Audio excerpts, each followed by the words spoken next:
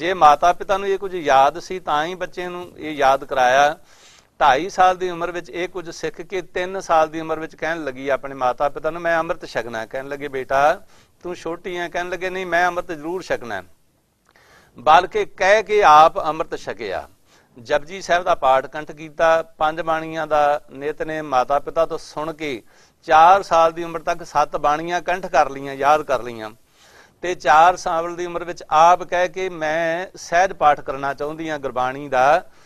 ते तुसी आप इस गल नूं देखो 6 साल की उम्र में तकरीबन इंडिया दे विच जिहड़ा साडा असीं पंजाबी बोलते हैं, पंजाबी पढ़न नहीं लाउंदे ने। 4 साल की उम्र में गुरबाणी का पाठ आरंभ कर लिया जी। उस पाठ नूं हौली हौली करदिआं 2 साल का समा लगा। 6 साल की उम्र तक इस बेटी ने गुरु ग्रंथ साहब का सारा पाठ करके ते फिर उसका भोग श्री अमृतसर साहब मंजी साहब जा करके पाया। सतगुरु जी की इन्नी बख्शिश हुई, सिंह साहब आन हैड ग्रंथी जो इन्हों घरे लैके गए, सिंह साहब ने इन्ना सत्कार सिरों पाओ बख्शिश उतों मिली। फिर आप कह के नाल ही दूजा सहज पाठ फिर आरंभ कर दिता, जिहड़ा तकरीबन हुण 700 के नज़दीक है। सतगुरु जी की मणी महान कृपा है, असी भी पाठ करते हैं, तुसी भी करते हो। पाठ करके असी भुल जाते हैं भी किन्ने अंग दे किन्ना पाठ है, किस तरह है। सतगुरु जी की इन्नी कृपा है। सो हुण मैं बेटी तो पुछण जा रहा, बेटा जी तुसी जो सहज पाठ किया उहदे विच तुसी ये नोट किया सी भी किन्ने गुरुआं दी किन्ने भगतां दी बाणी है? हाँ जी,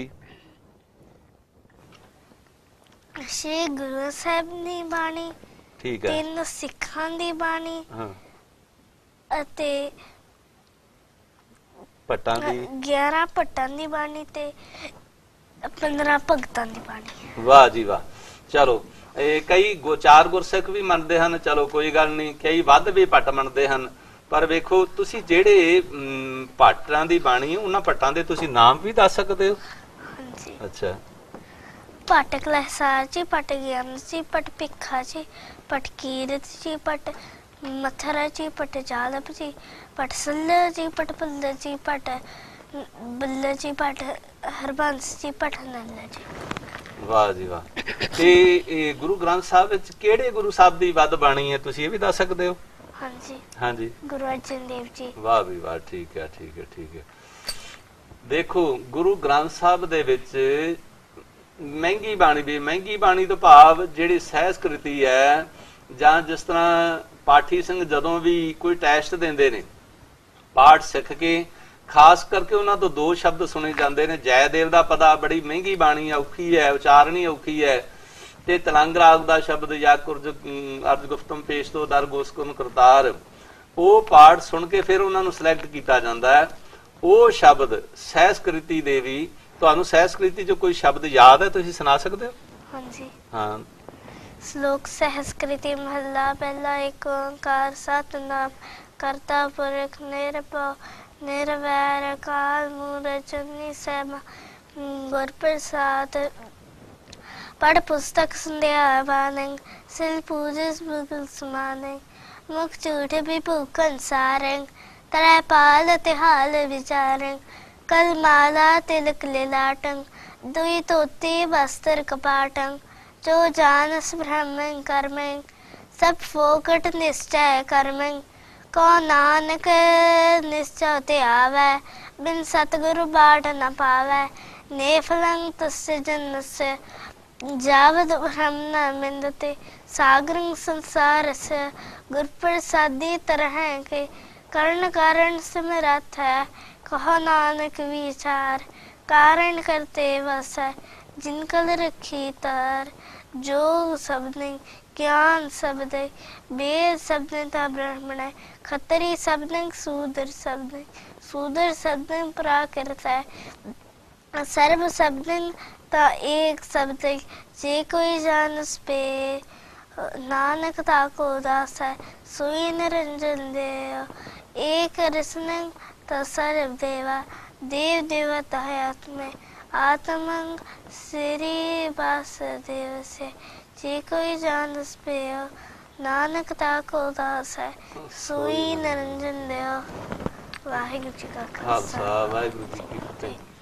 ਤੁਸੀਂ ਆਮ ਦੇਖਿਆ ਹੋਵੇਗਾ ਪਾਠੀ ਸਿੰਘ ਉਹ ਜਦੋਂ ਕਿਤੇ ਸ਼ਲੋਕ ਸਹਿਸਕ੍ਰਿਤੀ ਆਉਂਦੇ ਨੇ ਫਿਰ ਉਹ ਸੋਚਦੇ ਵੀ ਜੇ ਸਾਡੀ ਨਾ ਹੀ ਇੱਥੇ ਰੌਲ ਆਵੇ ਤਾਂ ਠੀਕ ਹੈ, ਉਹ ਟਲਦੇ ਰਹਿੰਦੇ ਆ ਕਿਉਂ ਮਹਿੰਗੀ ਬਾਣੀ ਔਖੀ ਹੈ, ਚਾਰਨੀ ਔਖੀ ਹੈ। ਇਸ ਵਾਸਤੇ ਸਤਿਗੁਰੂ ਜੀ ਦੀ ਇੰਨੀ ਕਿਰਪਾ ਹੈ। ਸੋ ਜੈਦੇਵ ਦੇ ਪਦੇ ਦੀ ਮੈਂ ਗੱਲ ਕਰ ਰਿਹਾ ਸੀ, ਉਹ ਤੁਹਾਨੂੰ ਯਾਦ ਆ ਜੀ? ਹਾਂਜੀ। ਲਓ ਜੀ, ਜੈਦੇਵ ਦਾ ਪਦਾ ਬੜੀ ਔਖੀ ਮਹਿੰਗੀ, ਤੁਸੀਂ ਸੁਣੋ ਤੇ ਨਾਲ ਉਹਦੇ ਮੀਨਿੰਗ ਵੀ ਕਰ ਸਕਦੇ ਹੋ ਇੰਗਲਿਸ਼। ਕੀ ਬਾਤ ਹੈ। ਲਓ ਜੀ, ਬੇਟੀ ਮਨਸੁਖਪ੍ਰੀਤ ਕੌਰ ਖਾਲਸਾ ਤੋਂ ਤੁਸੀਂ ਜੈਦੇਵ ਦਾ ਪਦਾ ਸਰਵਣ ਕਰੋ। ਹਾਂਜੀ। ਗੁਜਰੀ ਸ੍ਰੀ ਜੈਦੇਵ ਜੀਓ ਕਾ ਪਦਾ ਕਰ ਚੌਥਾ ਏਕ ਓੰਕਾਰ ਸਤਿਗੁਰ ਪ੍ਰਸਾਦ। परमाद पुरख अनोपमं सताद पावरत्नं. In the very beginning was the primal Lord, unrevolved, the lover of truth and of the virtues. Paramad Putang Parikrit Paranjachin Saragvatang. He is absolutely wonderful, transcending creation. Remembering him, all are emancipated. Kevala Ramanamanoramang. Dwell only upon the beauteous name of the Lord. Badamritatming, the embodiment of ambrosial nectar and reality.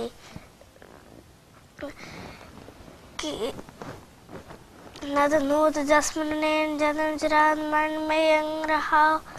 Remembering him in meditation, the fear of birth, old age, and death will not trouble you.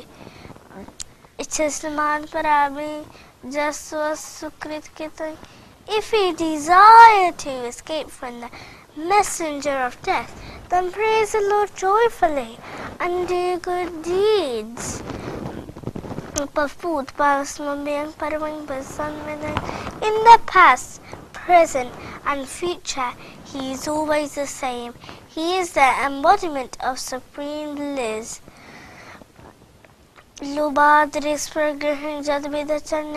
If you seek the path of good conduct, forsake greed, and do not look upon other men's property or women,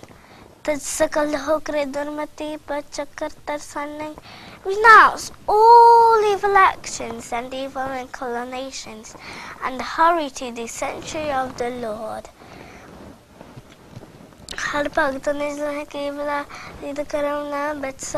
Worship the Immaculate Lord in thought, word, and deed.